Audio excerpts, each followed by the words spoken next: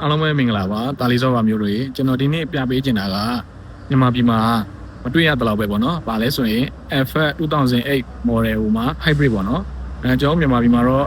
ရိုး2008 Jessica တွေပဲရှိတယ်ပေါ့နော်။အဲ့ဒီ Jessica နဲ့ဒီ hybrid နဲ့ဘာတွေကွာသွားမလဲဆိုတာကိုဒါကျွန်တော်တစ်ချက်ပြပေးချင်တာဖြစ်ပါတယ်။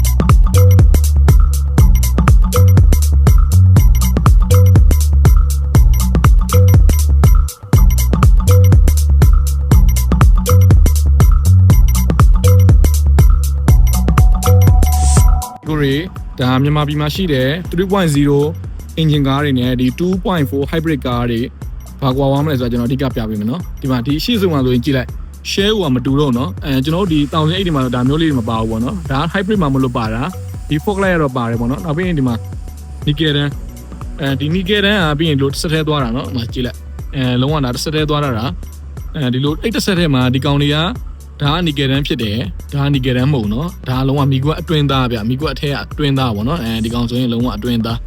ဒါတွေပြောင်းလဲမှုရှိတယ်ပြီးရင်ဒီဘောနဲ့ဖုံလေးနည်းနည်းလေးပြောင်းလဲမှုရှိတယ်ပေါ့နော်ဘောနဲ့ဖုံကဟိုကျွန်တော်တို့မြန်မာပြည်ကကားတွေကတော့နည်းနည်းလေးချိုးတယ်ဗျဒီကောင်ကတော့နည်းနည်းလေးပိုလှတယ်ဒီတော့ဒီအချိုးလေးကနေပြီးတော့ဒီချိုးလေးကတော့အပေါ်တက်သွားတဲ့ထားမျိုးလေးပေါ့နော်ပြီးရင်ဒီပက်လဲပြပေးမယ်ပက်လဲမှာဆိုရင်တော့ဒါဒီ slide door တွေကတော့ဖြစ်တယ်ဒါပေမဲ့သူကဘာကွာွားလဲဆိုရင်ဒီမှာတော့မှာကွာသူကအပိတ်ဖွင့်ပါတယ်ဒီနောက်ဖုန်းမော်တာပါတယ်ဒီလောက်ပဲဗျဒီ remote နဲ့လိုမျိုးလေးကျွန်တော်မြန်မာပြည်ကကားတွေလိုမျိုး remote နဲ့အကုန်လုံး slide door တွေမပါဘူးပြီးရင်နောက်ပြီးတော့ဒါတွေမတူတော့ဘူးဗျမတူတော့ဘူးဆိုတာကဒီမှာမိကွက်တွေမတူဘူးနော်လုံးဝမိကွက်တွေမတူဘူးကျွန်တော်2008ကားပုံကိုကျွန်တော်ပုံလေးပြထားပေးမယ်မြန်မာပြည်ကကားကိုပေါ့နော်သူကဒီမှာ FF hybrid FF hybrid ဆိုပြီးပါတယ်ပြီးရင်ဒီမိကွက်တွေမတူတော့ဘူးဒီဗန်မီကတော့တူတယ်ပေါ့နော်ဒီနောက်ဆုံးတဲ့မီကတော့တူတယ်နောက်ပြီးတော့ E4 ဖြစ်သွားတယ် E4 ဆိုတော့ all wheel drive ပေါ့နော်လေပင်ရက်စနစ်ဖြစ်သွားတယ် parking sensor တွေကတော့ပါတယ် parking sensor တွေပါတယ်ပြီးရင်ဒီမှာ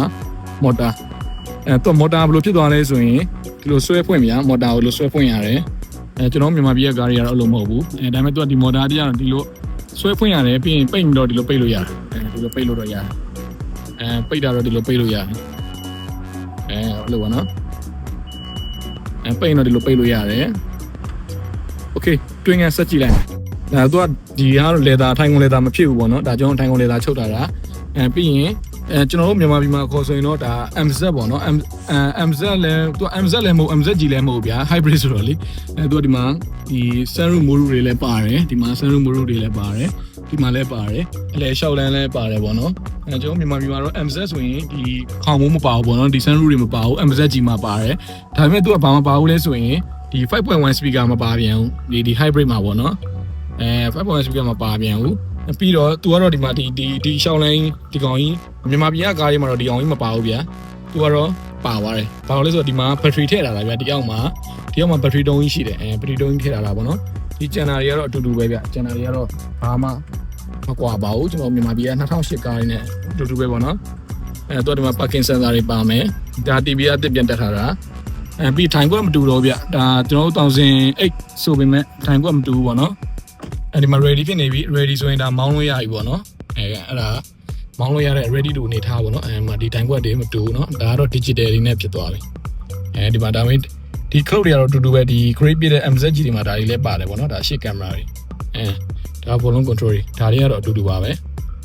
okay ဒါကျွန်တော်ဒီနေ့ရိုက်ပြခဲ့တာကမြန်မာပြည်က2008 FF နဲ့ဒီထိုင်းနိုင်ငံမှာရှိတဲ့2008 FF ဘာတွေကွာလဲဆိုတာကိုဒါဒီနေ့ကျွန်တော်ဒါရိုက်ပြခဲ့တာဖြစ်ပါတယ်